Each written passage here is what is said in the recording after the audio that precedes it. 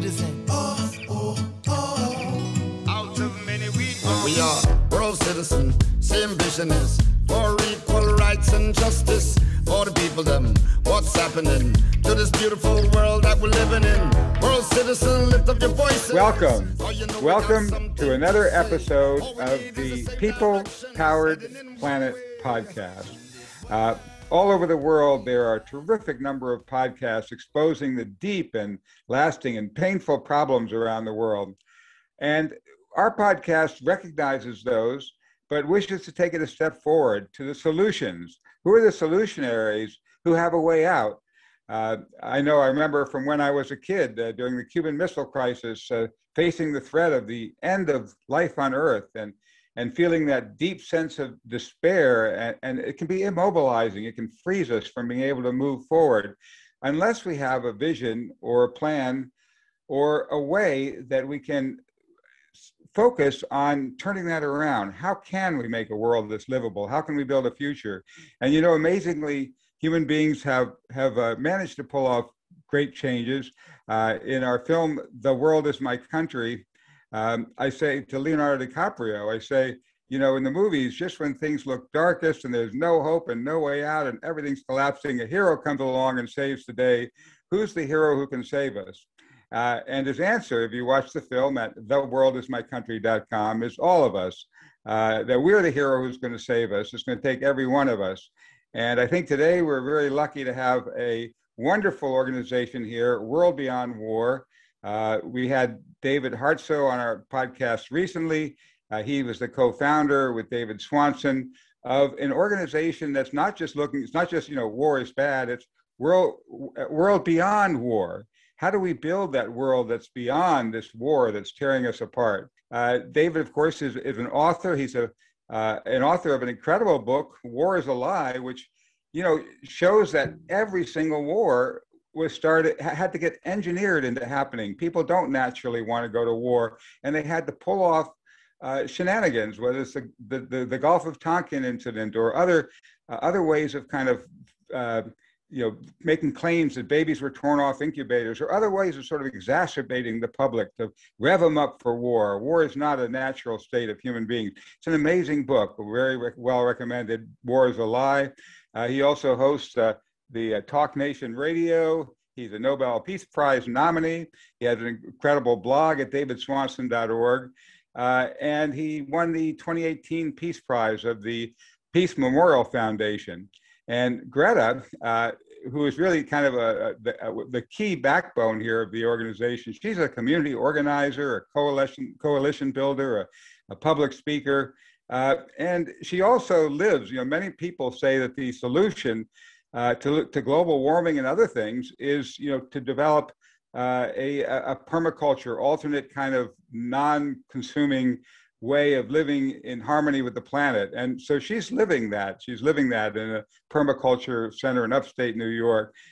So she's both super active in the world, amazingly active when you see the things she's been doing at the World Beyond War website, conferences and so on, and yet still having time for gardening and living an organic, wholesome life. So welcome, both of you. Let me start with Greta and ask Greta, what is there that drew you into World Beyond War, and what is this organization, and how can it help us to evolve a workable world for human beings on Earth?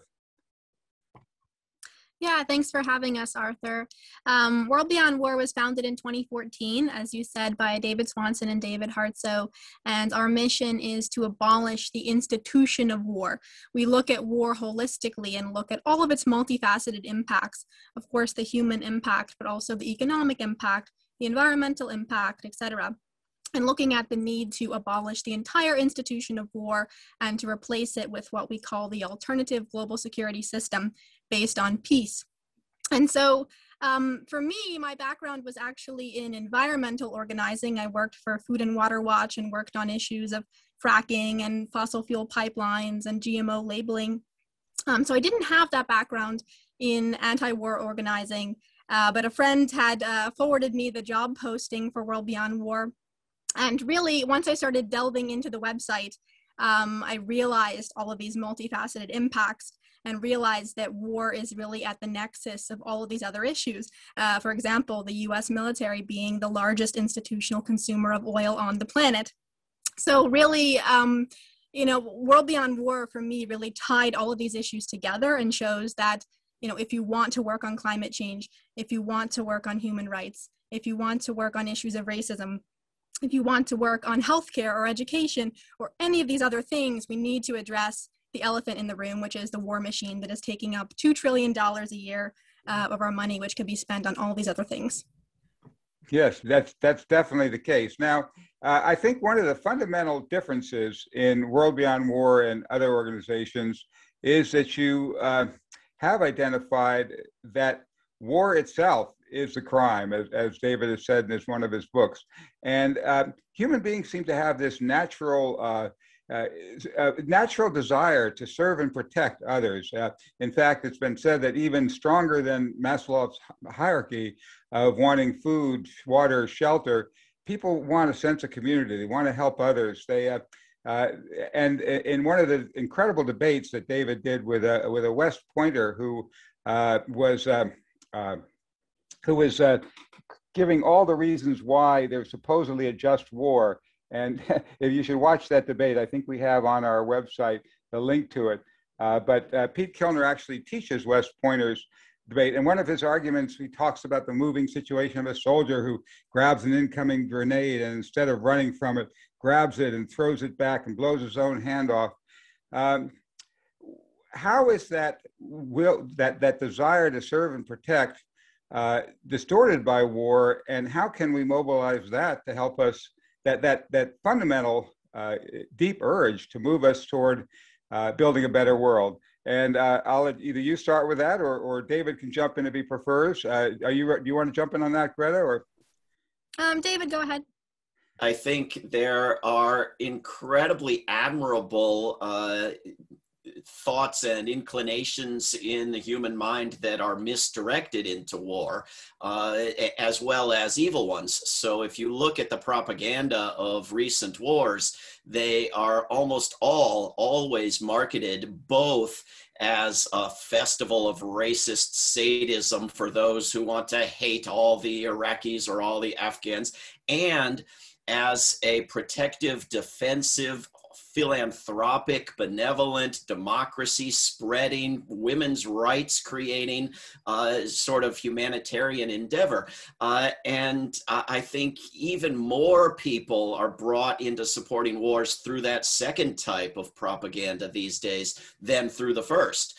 You couldn't have, majority support anywhere, even in the United States, for any war without both groups. But it's the former, it's that second group that is the bigger one. And so obviously, we're long past the days of William James, imagining that without war, people could never do anything noble, and we need some sort of moral project for humanity to replace war's morality. People don't really believe that you can't be courageous or heroic or decent or kind or creative without war anymore. But you still don't have enough awareness of the incredible sacrifices and courage and excitement and solidarity and actual good doing of actual good deeds, a service that's actually a service in nonviolent activism. So there's still this bizarre sort of idea in too many people's minds that, well, sure, war is mass murder and destructive and evil and spreads racism and wastes resources and destroys the environment, but it sure is exciting and it's a service. We should thank people for the service, even though it's so evil and destructive, right? And so we're still in the process of outgrowing that delusion and coming to recognize that if you want to do a service, there are millions of services out there to do. None of them have anything to do with blowing stuff up. And if you want to take risks and you want danger, start putting out fires, start putting out forest fires, start helping people who are getting hit by so-called natural hurricanes. we're well on the way. We're increasing the understanding, and the scholarship is there, and there are courses that are taught on this. They're just not taught in enough places. Well, let's give our audience a brief summary. Now, you've written so many books on this, and in your debate, which was 3 years ago, but with Pete Kilner at West Point, you devastatingly tore apart all the arguments for why war could ever be justified. But let's do a little brief, if we could, 2 minutes on why war itself is not able to serve humanity, cannot actually protect, and cannot actually do this latter function of fulfilling a way to save people. Without the institution of war, the business, the machinery, the bureaucracy of war, there would be no justification or reason for anyone to have any nuclear weapons, if you imagine there is any reason now. And the scientists, despite public misunderstanding, say we are closer to nuclear apocalypse than we have ever been. And our knowledge of the devastation of the whole Earth that would be accomplished by a so-called limited nuclear war in one corner of the Earth is worse than it's ever been. And the sort of lack of prestige in dealing with nuclear weapons. I mean, it's where you put the losers and the drunks and the half-wits in the military. Nobody wants that career path of dealing with the nuclear weapons. So the accidents, the misunderstandings we now have a history of that are in the hundreds. So we're not going to survive. Our luck is not going to hold out, whether through mishap or intentional use. Nuclear weapons are going to destroy us unless we get rid of them. And we're not going to get rid of them without getting rid of war. I mean, Vladimir Putin has said this, every day for the past week. Russia is not going to get rid of its nuclear weapons as long as the United States is kicking the rest of the world around with non-nuclear weapons. It's not going to happen. And so you have this enterprise called war that risks apocalypse, and meanwhile is a key driver of a slower apocalypse, namely environmental collapse. War and preparations for war are a major contributor to climate collapse, as well as poisoners of the earth and the water in all kinds of ways. And so war is destroying the planet. Meanwhile, it's costing trillions of dollars a year, $1.25 trillion a year just from the US government alone. And it's doing several $1 trillion worth of property destruction a year. And just teeny fractions of that could transform the world. If you're looking at healthcare, at preventing and addressing pandemics, if you're looking at sustainable energy and practices, if you're looking at poverty and nutrition and clean water, you could save many, many times the lives that are lost through war through diverting just a fraction of the resources that are being dumped into war. At the same time, it's a key generator of refugees, the leading generator of refugees and homelessness in the world. It is one of the key drivers of racism and bigotry and xenophobia. It is the entire excuse for government secrecy and authoritarianism. We could have absolutely transparent government and move forward the idea of actual democracy without war. So the downsides, we can go on for hours. The upsides don't exist. They're a myth. There is nothing protective or preventative or benevolent about war. There's nothing war can do that nonviolence can't do better. And the militaries are generating the terrorism, just as the police are generating the riots in the streets. It's a counterproductive enterprise based on myths and misunderstandings. And it can't be reformed. It can't be perfected any more than the police and the prisons or any other evil enterprise can be reformed and perfected. It has to be scaled back and defunded and eliminated. I think there's a huge thrust to eliminate nuclear weapons because they do threaten our very existence on the planet. What possible justification could be more important than worth eliminating not only human life, but all dogs and cats and all history, all art? What could be possibly worth that? And yet, I think the challenge is that, as you've said, that nations aren't going to give up their nuclear weapons if they think that threat that they'll exterminate the world will protect them from domestic, from attack with other weapons. And yet, at this very same time, we also have that threat of war being the thing that also causes the very thing. It's supposed to be fighting for freedom and democracy. That's what eliminates freedom and democracy, because it creates a secrecy, as you mentioned. President Kennedy had said, the weapons of war must be abolished before they abolish us. He told that to the UN. He didn't say just nuclear weapons. He said the weapons of war. How do you see it possible for us to move forward with actually in this, rising above this broken nation state system and actually creating a system that could abolish the institution of war? You want to go, Greta? Yeah, sure. I mean, I can speak from the organizing perspective. So World Beyond War went through this whole strategic planning process to kind of break down, you know, just as you're saying, so how do we actually tackle something as large as the institution of war? And we've settled on two primary campaigns that we're working on, one of which is weapons divestment, and the second is closing military bases. And we see those two things, divesting, withdrawing the money from weapons manufacturers, and number two, shutting down the infrastructure, these military bases that are propping up war around the world. We see these two things as really essential steps towards dismantling this larger institution of war. So I think that your point is true, that this is a huge issue and it's not going to be solved overnight. That's why we've kind of honed in strategically on these two things that our volunteers are working on around the world to start breaking down that institution of war. Well, I think the question of divestment really actually goes to the crux of it, because who is the beneficiary? Who is it? What has driven us to launch all these wars and to create all these lies and to overthrow governments in the name of democracy?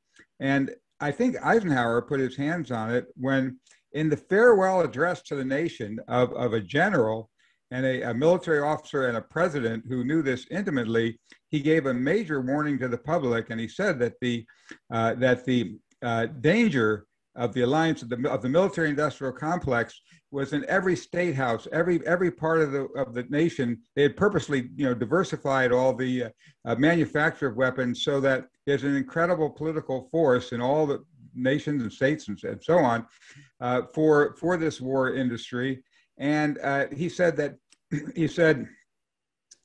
what can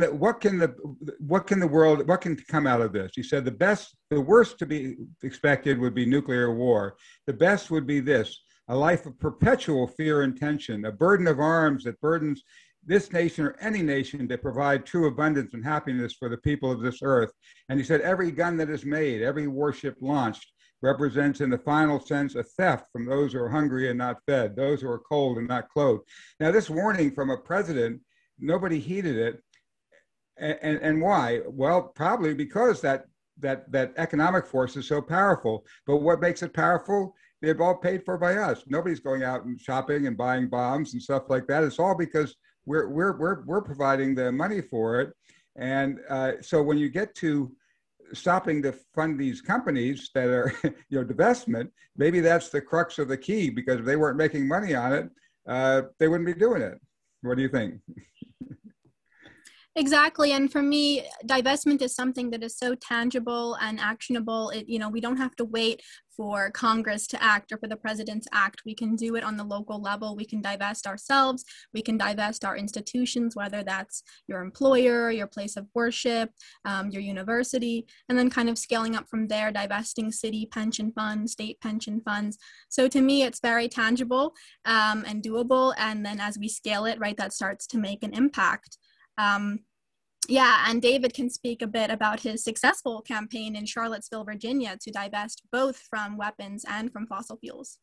Yes, tell us, David. You can very easily get your local city government, county government, state government to take public money out of weapons, out of fossil fuels, and you can educate a great many people in the process. And if you go to worldbeyondwar.org/divest, you can see all the details of what we drafted, what we proposed, the videos of what we said to the city council, how we got them to vote the right way, and we're eager and ready to work with you in your locality to do the same thing. But I think the reason that someone like Eisenhower can blurt out the truth, what a big chunk of the problem is, the profiteering of certain individuals and companies, and everyone not immediately drop everything and act on it and abolish war, is in part because that bit about every dollar spent is a theft from the hungry, that was actually in a different speech before he was president, and he spent 4 years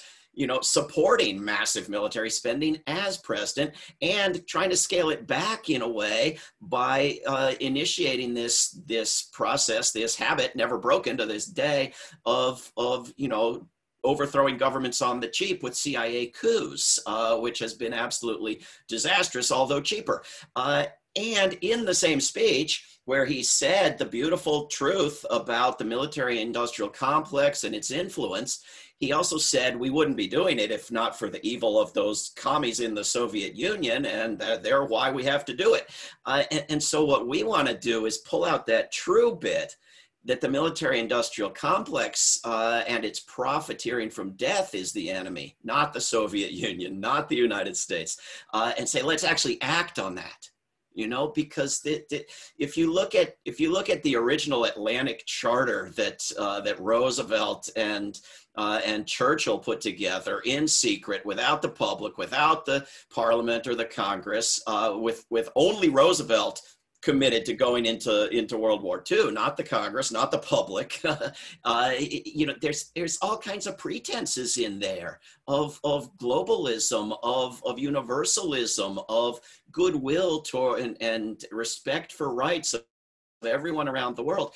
If you look at the one that Biden and Boris put out the other day, the new Atlantic Charter, it's lost all pretense. It's straight nationalism and bigotry and dividing the world into those on our side and those who must be attacked, and committing not to peace but to nuclear weapons. And so this is where we've come through the influence of the military-industrial complex for 80 years. We no longer even have the respectability of pretending to be for universal rights and human rights and peace, even as a distant goal to aspire to.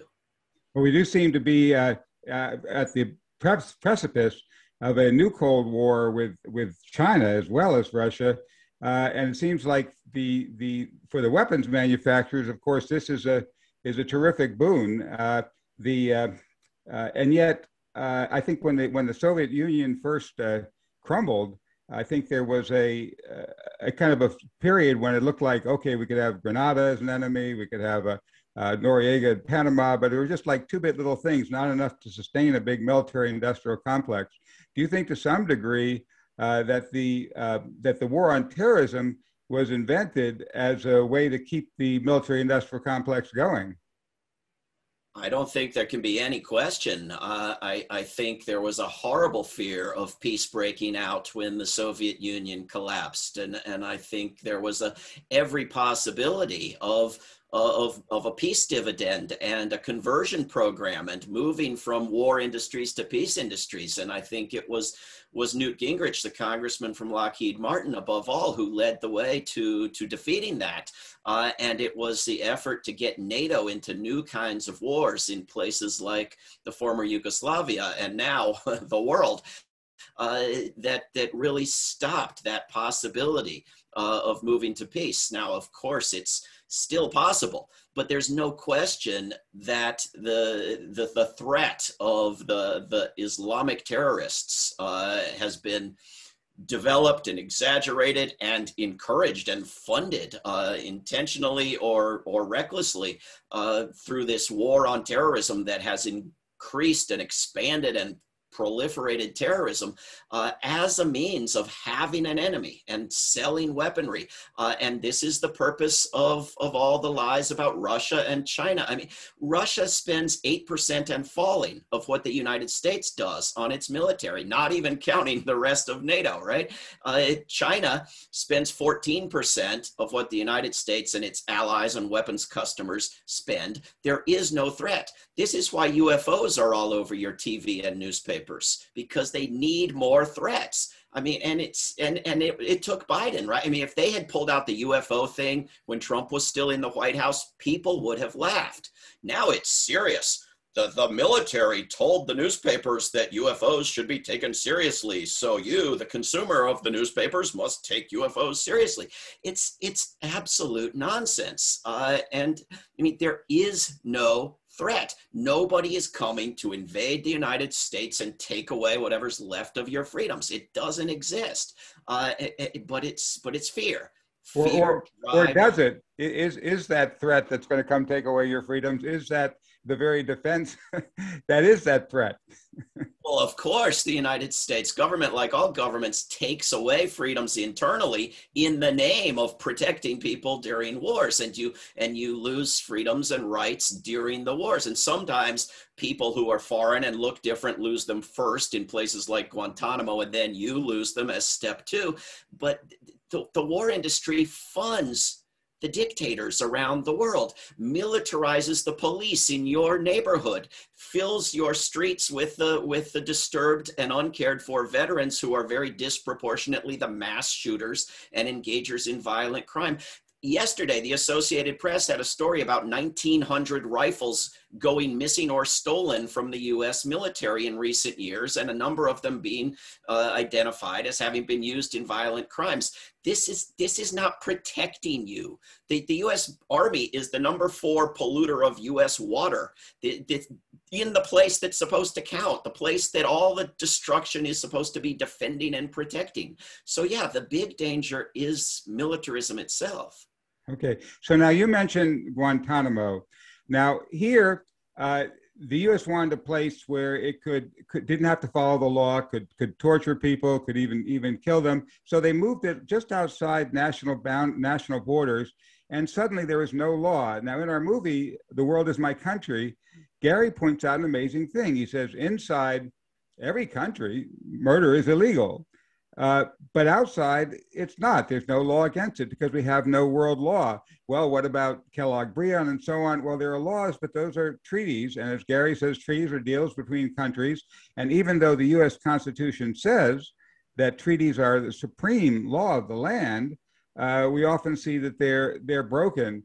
Is the key to developing an alternative security system actually a way that we, the people, can create, as Gary said, an interactive, citizen-based world law? I hope so. Just the other day, Greta was developing another great fact sheet for our website about drones, and I was mentioning, my view on the legality of drones, because everyone either claims, well, they're part of war, so they're okay, or they're not part of war, so they're okay. But if they're part of war, they're a violation of those treaties you mentioned, Kellogg-Briand Pact, UN charters, several other treaties.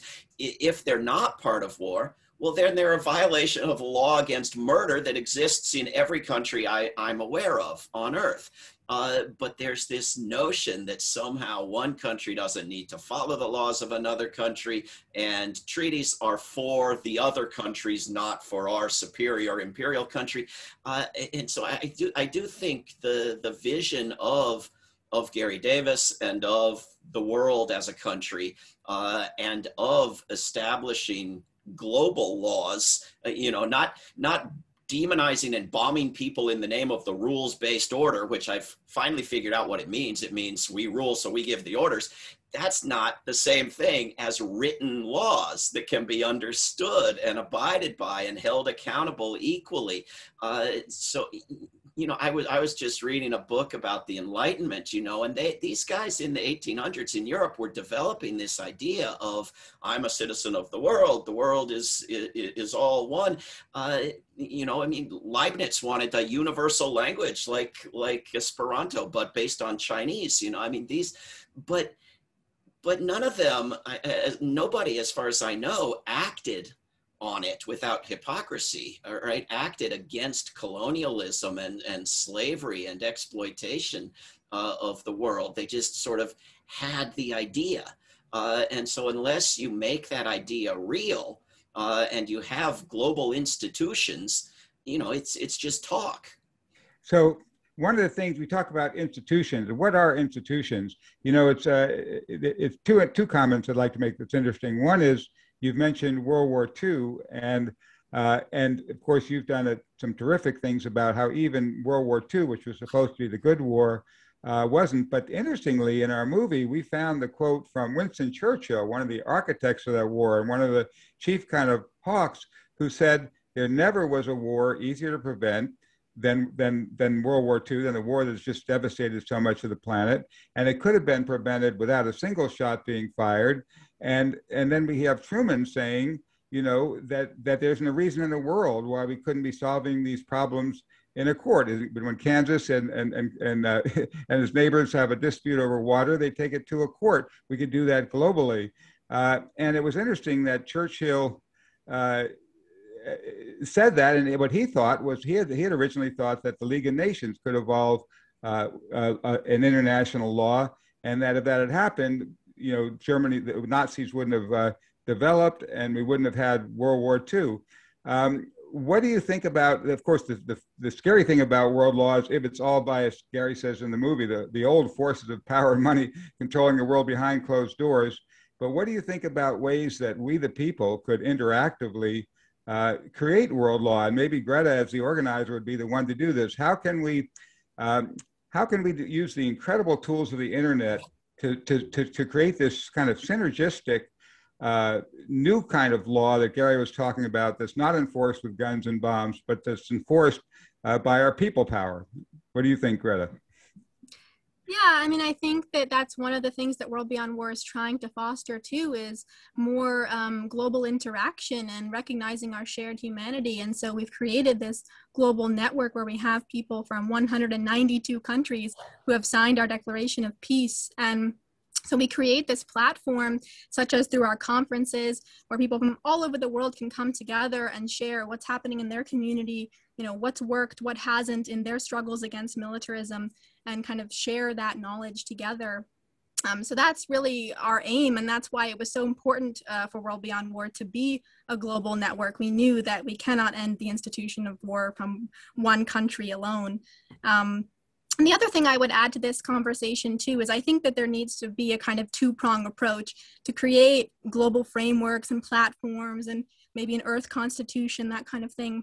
But then also to, in the other sense, almost the opposite, but at the same time, to decentralize as well, and to reduce our dependencies on multinational corporations, and to kind of scale down to more localized communities where we are more self-sufficient and sustainable in producing more of our own goods within a community level system. So I think we need to kind of have that approach, while at the same time that we have these global frameworks to kind of create more international law as well. Well, Gary Davis called it glocal, going global and local at the same time. And that is that he definitely was for decentralizing. He had started a global cities movement for people having this incredible diversity of cultures and peoples, all developing different ways of doing things. But that when it comes to keeping our planet floating, we all have a common interest in having world law prevent the destruction of the very life on our planet that makes all this diversity and everything possible. And so basically he hired a Bucky Fuller disciple, and they developed this whole synergistic system, a whole new way of looking at creating law from the bottom up.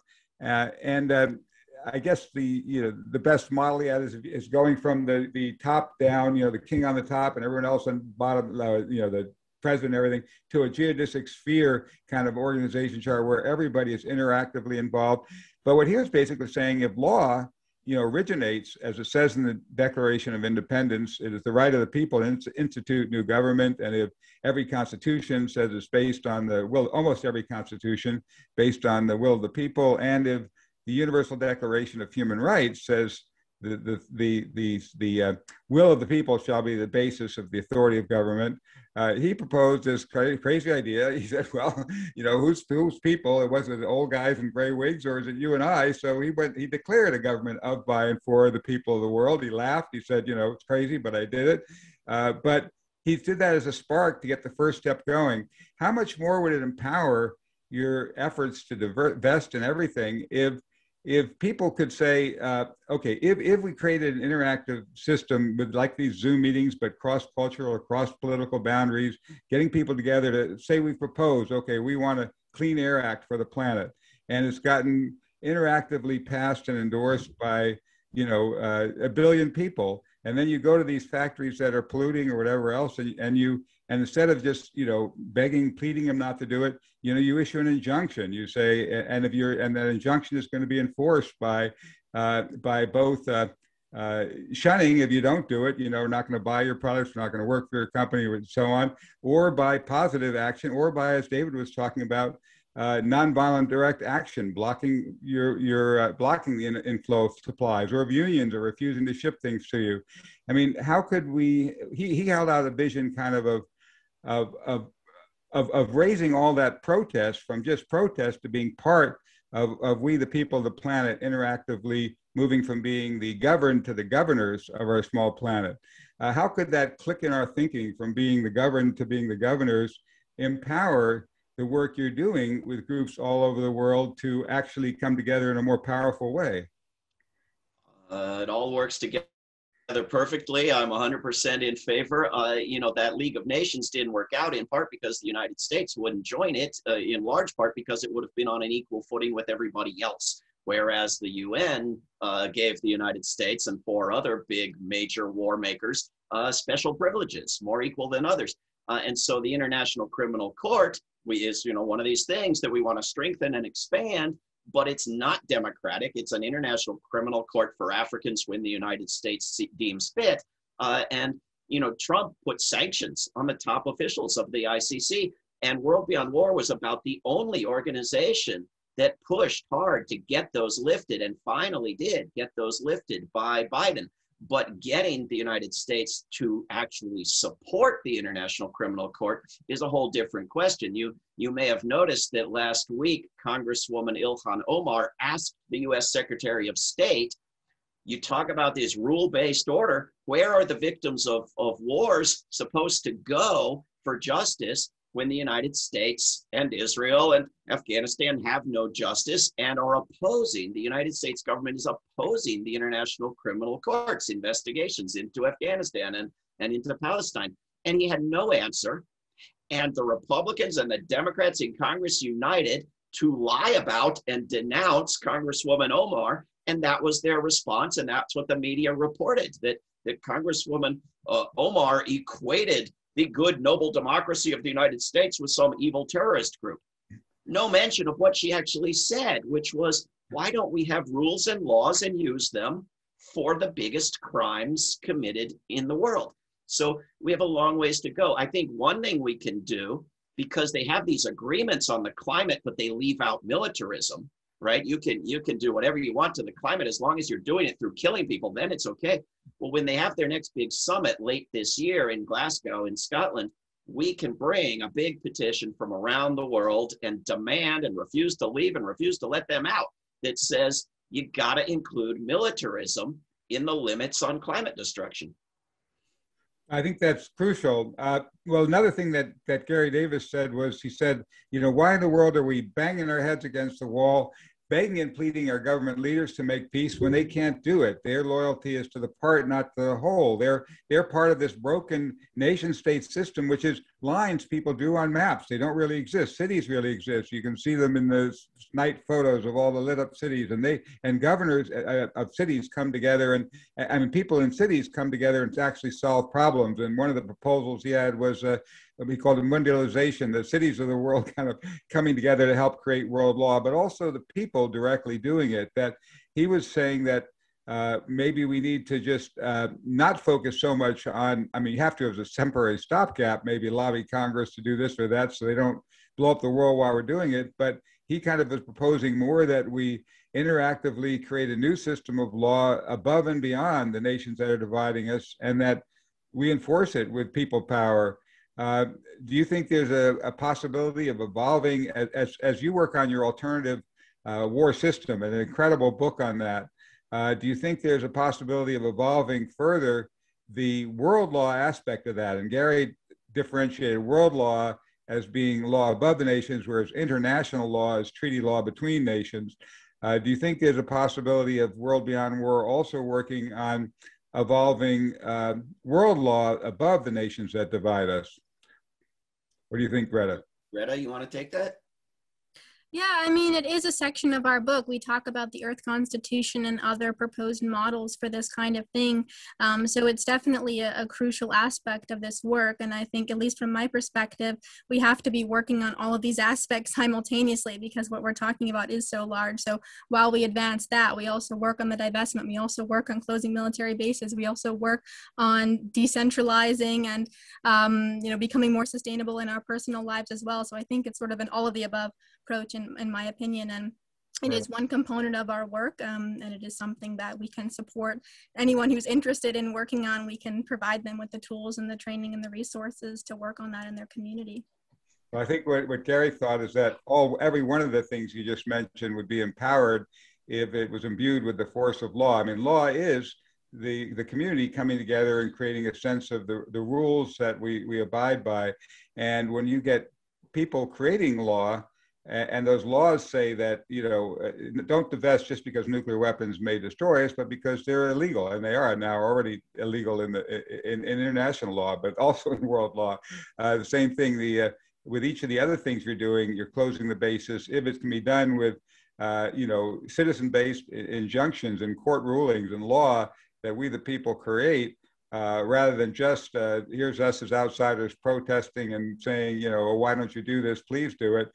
Ordering them to do it and enforcing it with our people power. Maybe that's a whole other discussion, because it was probably almost time to open it to other questions. But let me get David's brief comment on that, and then let's open it to everyone else's questions. If you want to put in the chat to Melanie or raise your hand if you want to ask a question. But David, maybe you could briefly comment on that idea of Gary's. Well, we've drafted schemes for reforming the UN and for replacing the UN.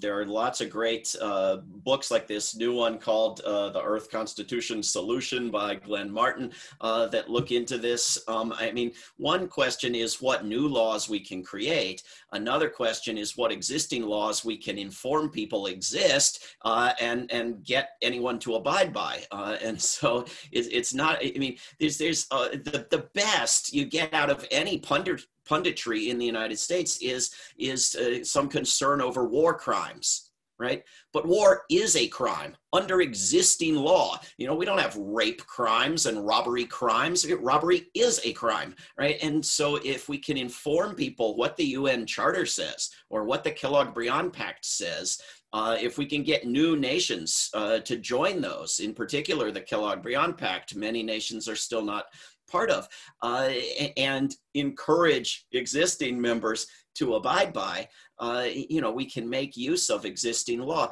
Under the Non-Proliferation Treaty, it's already been illegal since 1970 to not be working diligently with all deliberate speed to get rid of the nukes. It's also been illegal for the United States to be keeping nuclear weapons in 5 other countries that are so-called non-nuclear countries, right? These are arguably, and I think very clearly, violations of a treaty from 1970, never mind the new treaty on the prohibition of nuclear weapons that the nuclear states haven't joined, right? And so we have to make every possible use we can of both morality and of law, be it new laws or already existing but disregarded laws. It is fascinating that already, even from out of the broken nation state system, we have actually evolved a body of law that's very powerful. Nuclear weapons and the aiding or abetting or in any way assisting the development of nuclear weapons is illegal. Now all we need is the people-based enforcement where, we go into a store, we scan scan products. Oh, this person's a violator. They're supplying Honeywell, which is making components for the bomb. We're not gonna buy that product, or we're gonna do that with our jobs. We have to kind of evolve a citizen-based enforcement, even of the existing laws that. And I think the nuclear treaty and all the nuclear treaties are a key way to begin to do that, because I think everyone can recognize that the end of the world with nuclear war is something certainly should be illegal that we can enforce. But I don't want to keep us talking. I want to throw it open to some questions. So let me turn it over to Melanie to move to the question period. Thank you, Arthur. And World Beyond War is a phenomenal organization, and we're so honored to have you both here. Please support this organization. Support David Swanson, davidswanson.org. They do so much. Their conference that they just had was incredible, and it was like you were there, like you were at the conference, and it was all virtual. So, and Greta did a phenomenal. I just can't appreciate you both so much. I really, really admire your work. Okay, so we have lots of questions. So we want to go to Daniel first. Comment, questions. Daniel, you're up first. Go ahead. Well, I've been typing a lot in the chat there. Lots of comments. I first off want to say all approaches are worth doing. Some are more worth doing than others. I mean, I see the response to say, oh my God, there's too much militarization going on. So if we just got rid of all that arming and militarizing and military preparedness, that would solve them. And I truly wish it was that easy. But I think the main problem is that people through years and generations and really millennia of mental conditioning have been taught to accept outside actually internalize these kinds of oppression. It's kind of a mental colonization that almost goes with the colonization that happened, after the Pope decreed that you could kill non-Christians and take their stuff and enslave them and steal their lands. We haven't resolved the fact that there is so much natural resource integrated into all of human society.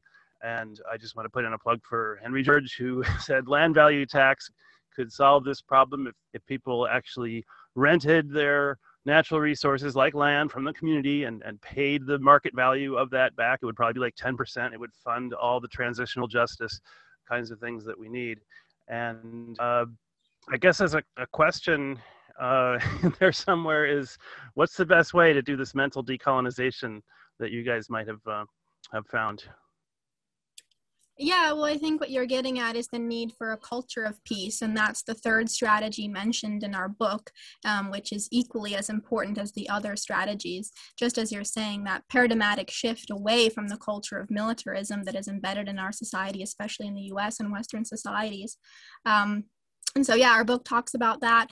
One of the pieces that we are doing to try to move us towards that culture of peace is our Peace Almanac, which is a calendar. It has an entry for every single day to celebrate important moments in the peace movement, to celebrate peace holidays, and to get us away from celebrating militaristic holidays. So that's one thing that we've created to work us towards that culture of peace. And the other thing I would say is to change our notion of service. We started this conversation talking about service. And I'm part of, Arthur mentioned that I'm also a farmer, and I'm also kind of in the farming world. And I'm part of an organization, National Young Farmers Coalition, which is working to make farming to be considered a public service in the US, so that you could get student loan forgiveness, for example. So that, I think, is also kind of another approach to try to change what we consider service. Thank you, Greta. And now we'd like to, that's great. We'd like to go to Robert. Robert, you're up. These are just some ideas from a 90-year-old retired ophthalmologist in Halifax, Nova Scotia.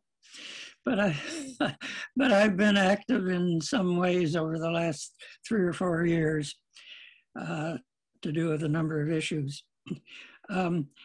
I came into this a little bit late, and at the time I came in, David was discussing the possibility of the industrial military complex eventually being dismantled. And if we ever came to that point, it'd be wonderful to see if one of our problems was, as it is with dismantling of the oil industry, trying to create a just transition for the workers in the industrial military complex to find funding and training so they could do other things.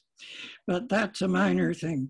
There are a number of things I could speak of, but I'll just speak of two. I think one's very important, and one is a new idea which I think could become extremely, extremely, extremely important. The first one, though, is that I've kind of the last 10, 20 years thought that the two biggest long-term worldwide political issues are climate change and elimination of nuclear weapons, because each one, if left unchecked, could destroy humanity. A lot is being done now about climate change. It's in the knowledge and consciousness of the population worldwide, and the multiple things that need to be done about it are being done. But nuclear weapon, it doesn't even appear on the platforms of election campaigns. It's not even thought about. So what I'm leading up to, though, is that I think worldwide, long-term, the biggest current obstacle to elimination of nuclear weapons and climate change, political opposition, has been the Republican half of the United States Senate. And regarding climate change, it's now been overcome, and Biden is full throttle against climate change. However, the argument to that Republican half of the United States Senate about nuclear weapons, if you suggest that the United States get rid of its nuclear weapons, the senators would say, what? Get rid of this thing that's protecting us. I think the argument to them is that, and this was mentioned really by David a few minutes ago, that if nuclear weapons were suddenly removed from the world, even the United States has the most powerful, by far, military in the world. And if nuclear weapons were removed as a deterrent and gone, the United States military would be even more powerful. It could swing its weight around the world more, and it would be safer, and the whole world would be safer. So that could be an argument to those United States senators. But now, as it turned out, unfortunately and unexpectedly, it looks like it needs to be an argument posed to Biden,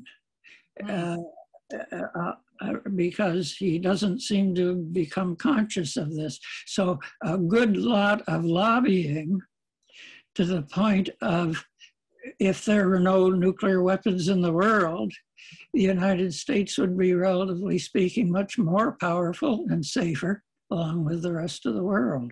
Interesting. Interesting. So, do you have a comment about that, Greta or David? I have a million comments about that. Do you want to go first, Greta? Go ahead, David. Well, first of all, I mean, many topics there. Obviously, when you're transitioning trillions of dollars from a destructive practice and industries into sustainable and human beneficial industries, there is absolutely no reason under the sun that you can't use a few % of that to make sure that everybody is assisted and retrained and aided in the process. There's absolutely no reason that it has to be done in some sort of cruel, inhumane way.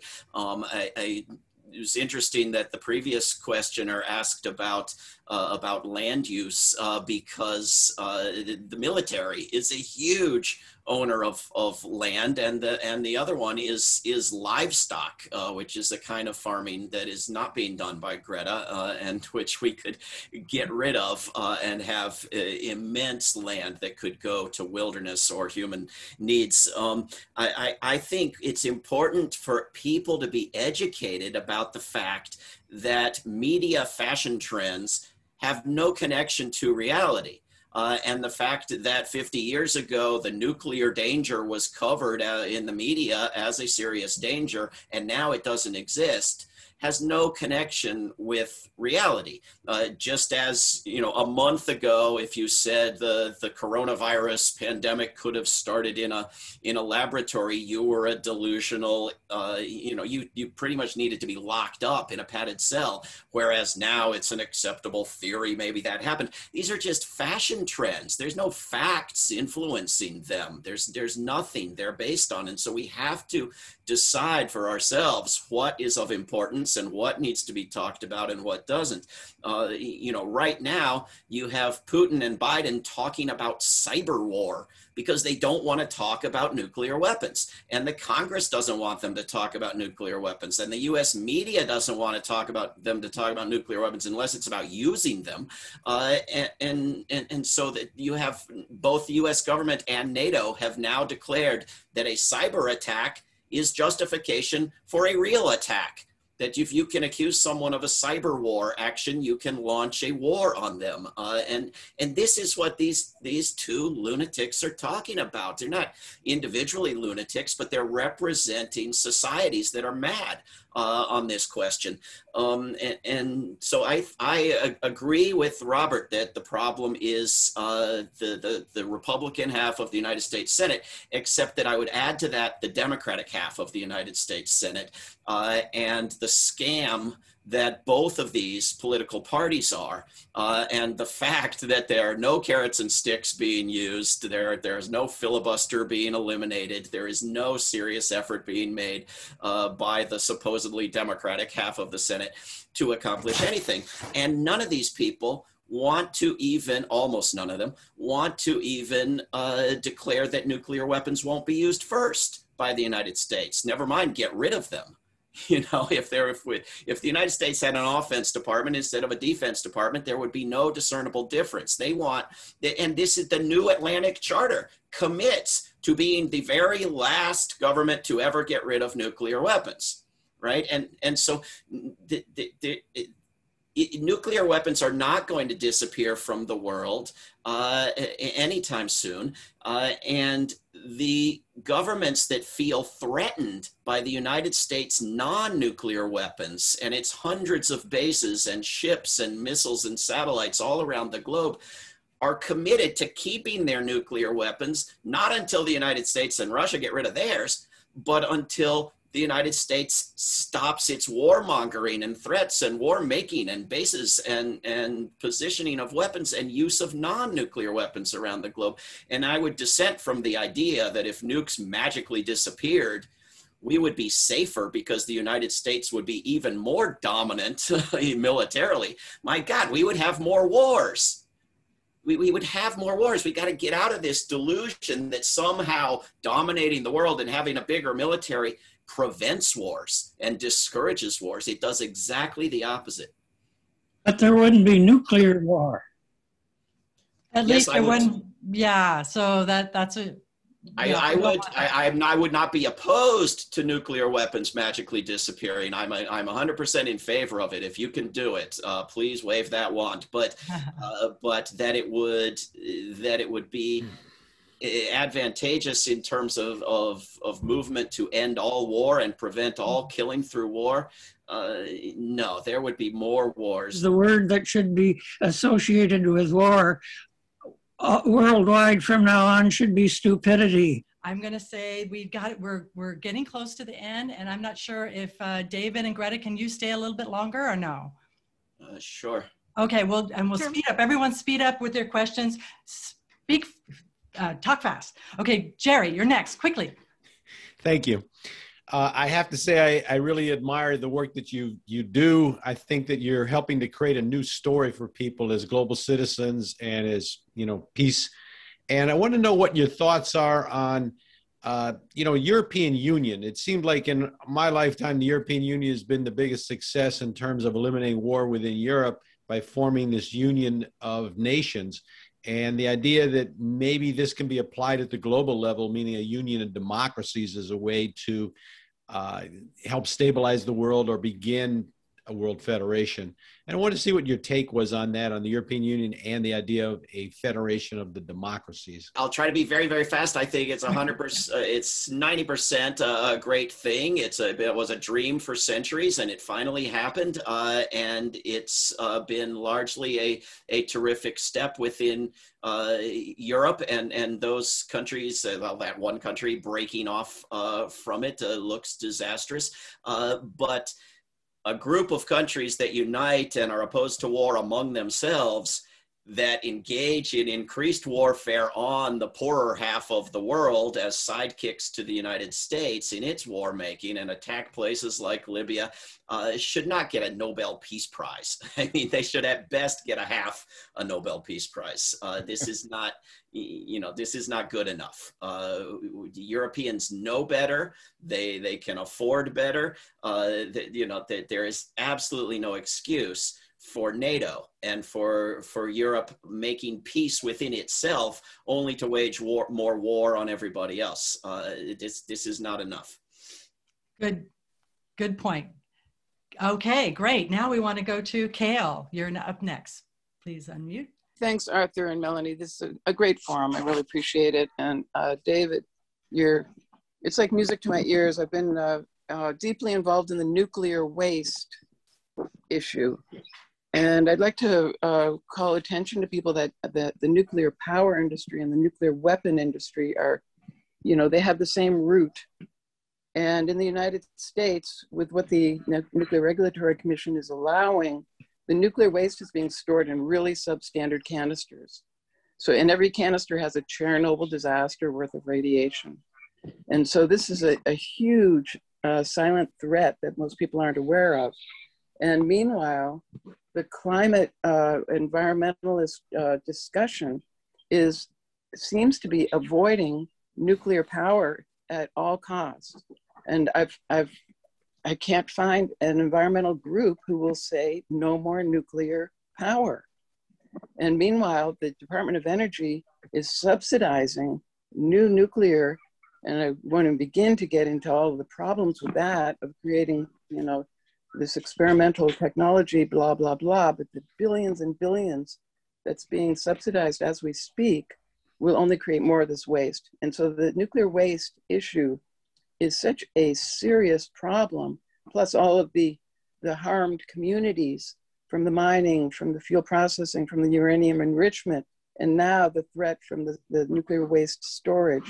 So for me, I feel like the climate issue and the war issue and our diverting finances from this diabolical industry to life-sustaining, just everything that you've been talking about and everything that we want, we're being bamboozled, or a lot of people are, because people are saying, oh, nuclear is the solution to climate problems and all of this. And so the nuclear waste issue, I think, could be pivotal in actually getting the money out of the whole nuclear industry, war, bombs, and power. So that's the angle I'm coming from. And San Onofre's safety.org has all the information on the canister problem. But thank you so much for this forum. I really appreciate everybody's comments and everything. Thank you, Kale. David, Greta, anything to add? Just to say, yeah, I agree with what you said. This is something we were working on at Food and Water Watch as well. Governor Cuomo in New York was planning, this was several years ago when I was working for them, was planning to subsidize new nuclear power plants for a multi-billion-dollar deal. And just as you were saying, was using the language of clean energy. Yes, we're very aware of this issue, and I would recommend Food and Water Watch as a group that was working on this. Yeah, it's a big issue, and there was also in New York kind of this odd dichotomy where Indian Point, which is a nuclear power plant near New York City, was being shut down, and there was like much concern about the impact on New York City. Meanwhile, billions of dollars are being put into these nuclear power plants upstate, and kind of putting it outside of the view of New York City, where the upstate residents can be polluted.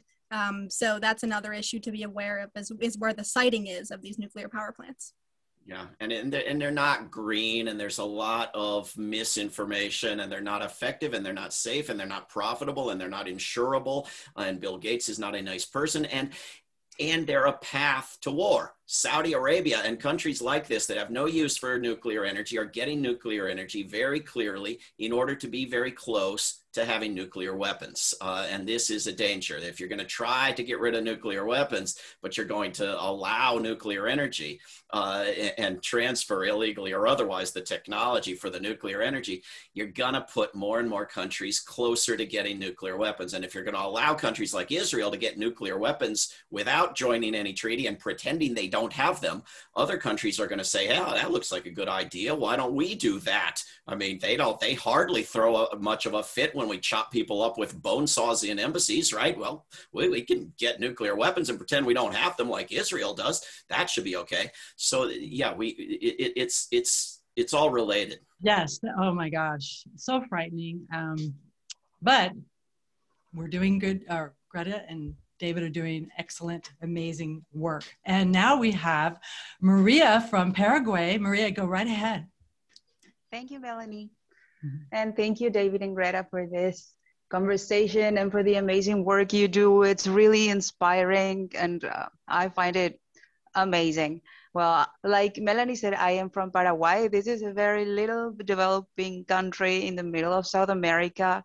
And right here, it's very hard to have a conversation on these kind of issues because the everyday problems are a lot bigger for us. You know, people are really struggling, and now with a pandemic and everything, it's I mean, there are other things, there are priorities here, but this, you've mentioned at some point the Earth Constitution and everything, and this has been a dream for me for a very long time, because I think that this is the only tool that we have to actually have some power above the people that has a lot of power and are in charge in so many levels of the things.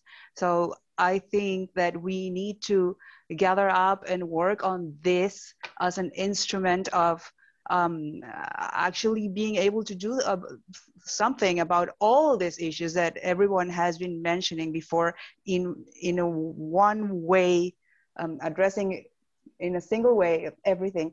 I mean, I'm so sorry, English is not my first language, and this is kind of hard for me, but I hope I can make myself clear. So with this dream, I've created a little website called globalparty.fund, because my dream is to have a political party where we can all work to have an Earth Constitution, and this has to be a very open process from at least, I don't know, the first 5 or 10 years. It has to be open for everyone to participate, because the only way that this document one day cannot be just like another instrument of the UN, of everything that is not from people, but from organizations that we don't really believe that represent us. Many people, I mean, I can talk from my country, many people here don't really feel represented by our local government even. So if they represent us in an international level, we don't really feel represented. So we need a place where everyone can have a voice, and we all work together on this document. And only this way, that document will be one day actually be strong enough to be an Earth Constitution. Thank you. And please, Greta, you said before that you could help anyone that is interested in these subjects or in working in an Earth Constitution. I would love if we could connect, and you can tell me how can I help. Thank you so much. Yeah, definitely get in touch. I'll put my email in the chat. Wonderful. Thank you so much, Maria. And Greta's going to do that. Great. Two more quick questions. We'll go through quick. Joanne, go right ahead. Yes, first of all, thank you to both of you. You are wonderful people. And David, I'm in the process of taking that war and the environment course, which is devastatingly important to know about. It's an amazing course. You kind of wish you didn't have to know that, and yet that's the reality. So, but I'd love to hear more about this concept of world law as you're mentioning it, because I you know, are there steps that you envision getting there, or Can you talk just a little bit more about that, please? Do you want me to go? Yeah, go ahead, David. Well, I can talk very little about it because of time and lack of wisdom to offer. But I hope that everyone on here will sign the Declaration of Peace that's at worldbeyondwar.org, and will click on the link to find or start a chapter. And I hope, Maria, that Greta will talk to you about starting a chapter in your country, because we need to do this. Supporting and building on the rule of law is one part of what World Beyond War does with groups and allies that are interested in it. And we've been part of numerous conferences and drafted books and contest entries. And a lot of what's needed is education. Some of what's needed is pressuring national governments on how to behave at the UN and how to reform the UN in the direction of what's needed. Whether ultimately we can replace the UN with something better remains to be seen, but there is growing pressure on the US government, for example, to stop abusing its veto power in the UN Security Council, so that at least there is some pretense of democracy within that limited body, albeit a body made up of representatives of nations rather than representatives of people at large. But it's something we're working on, and we'd be happy to talk with you further if you get in touch with us. Fantastic. Now quickly to Tom. He has a quick question. Thank you very much, David and Greta. I mean, very impressed. I've been involved with Arthur and Melanie from the very beginning of these podcasts, and wonderful guests. You're at the top of my list, okay? Just a quick question. I think you touched on this very early in the podcast. Is there any discussion with your group about actually getting people not just to protest, march, or stand in front of Martin Marietta's missile factory in Phoenix, but actually sell their stock? In other words, if there was a movement across this country to sell off all their the military stock and sell off the stock of those companies that support companies like Boeing, Martin Marietta, Lockheed Martin. In other words, do you have something like that? I think you touched on it earlier. Yeah, you're describing exactly the divestment campaign, and we're part of a national coalition. It's called the Divest from the War Machine Coalition. There are over 70 organizations across the U.S. that are part of it, and we work on divestment on multiple levels. So on the personal level, changing your banks or changing where you're investing your retirement funds, but then as I mentioned earlier, scaling it up to looking at institutional investments, city and state level investments, et cetera. So it's not just for people that have retirement funds or that have large pots of money, because even if you don't have any investments, you're probably still part of a city that has investments in weapons or an institution that has investments. So anyone can work on that campaign, and it's something that we do as one of our core campaigns. Wonderful. Great. Thank you. Thank you, Tom. And what a critical discussion. Thank you, everyone, for your input, your comments. This is such an important thing to solve. Arthur, take it away.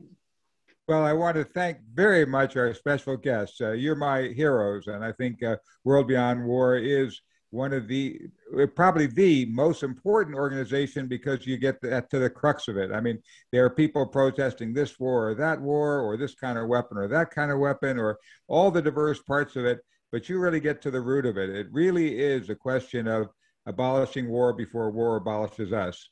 And so I want to thank you very, very much for being our guests. Again, urging everyone to be a part of this great organization with chapters and activity and a way to really get into this. And I also am thrilled to begin to start with you the discussion of how we do what Joanne and others are asking about. How do we actually bring this alternative security system to actually begin to create world law through whether it's the Earth Constitution or the evolution of that into a new internet-based interactive system, a synergistic system. There are a lot of people working on alternative concepts for how we could create citizen-based governance. And I hope this is just the beginning of discussions on that, and that we can move forward with you in many ways on that.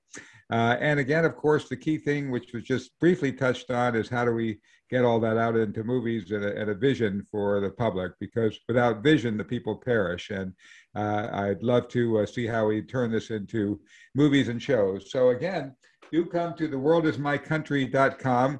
We just had Martin Sheen speaking on the Ari Melber show on MSNBC about our film, The World is My Country. Martin Sheen has just been so incredibly helpful in this. He gave me a call yesterday, and he's very interested in finding ways to work with us. I think we're going to go on the Tom Hartman show next and other things. So do go to theworldismycountry.com/talks. Watch us talk with me on Extra TV, and help us get word out about this. We're a small organization. Melanie and I have managed to make this movie, but we need a lot of people to help us join in and get word out. And I think we're ready to begin to move this up into a higher level. So thank you so much for being a part of this. Thank you, everyone, for being part of our discussion today. Before I do the final close, I want to turn it back to Greta and to David for their final comments, and then we'll sign off. But go ahead. Yeah, just to say thank you so much for having us. And as we said earlier, please be in touch with us. Go to worldbeyondwar.org and get in touch about starting a chapter in your area. And we have an Organizing 101 training that we've developed, which is completely free and virtual. And you can do it on your own time to learn about different organizing strategies and tactics and starting a chapter. And thank you to Arthur and to Melanie and to all of you and to this wonderful movie, World is My Country. And Arthur, I had a talented and famous movie producer who wanted to make a movie out of one of my books, War is a Lie. And he was absolutely shocked that there was just no funding anywhere for such a thing. And I was a little less shocked. And so I think there's a chicken and egg problem, right? We have to make it acceptable to fund the message, to get the message out, to make it acceptable to fund the message. But it's a work in progress, and you're doing great work in the right direction. Thank you, and I think we should talk about that more. How do we create this movie or this TV series? Oh, Melanie, go ahead. Yes, don't forget we're going to have a free screening June 24th at worldunityweek.org. So World Unity Week is having incredible speakers and programs, so do join that. I think that may have been in the last email blast we sent out, Melanie, right? So they can go to that. And also, if you go to our website, theworldismycountry.com, and click Where to View, that'll give you the link into that World Unity Week. So I think around the world, the people are rising. The people do see the need to come together, and it's only the broken nation states that are dividing us and an old broken UN system. But once we, the people, get together, we are the superpower who will be able to save our world, as Leonardo DiCaprio said. So, and just by the way, one little last note I want to just throw in. Martin Sheen told me that he just read Gary's book, My Country is the World, which you can get from our website or cheaper on Amazon, but support us by getting it on our website if you can. But The World is My Country, my country is the world. He said, this is such a phenomenal book. He said every chapter in it would make a great part of a Netflix series. Of course, again, the question comes in where to get the funding, but he loved Gary's story. So if you haven't yet read the book, My Country is the World, please read it. It reads like a novel. It's such an unbelievable true story. What we put in the movie was just the tip of the iceberg of all the incredible adventures he had. Martin was saying, oh my God, when he started to walk from India to Germany, he walked through every one of the countries where you see the trouble spots today in the world, from Iran and Iraq and all through all this. And you see this wherever, Afghanistan and so on. And you see his on the ground perspective on what then evolved, and just phenomenal story. So do read My Country is the World. David Gallup is on here. Maybe David could even say, David, would you like to say a quick word about Gary's book and about how the World Service Authority is carrying on that vision of a evolving a people-powered planet? Just to say, once again, as everyone said, thank you so much to David and Greta for the amazing work that you're doing. I had a lot I wanted to say about world law, but there's no time. But I'd love to see us work together, because I think what Greta started with about how the peace, human rights, environment, justice, and anti-war or peace, movements, we all need to work together. And I think that's what's such a power of World Beyond War, is that they're starting that process. And just one final thought is that I think until we all see ourselves as world citizens, that it will still be hard to move beyond war, because we have to see ourselves as united, as one. And that's also the power of Gary's book, My Country is the World. And you can also get that. We also offer the book too, on our catalog at worldservice.org.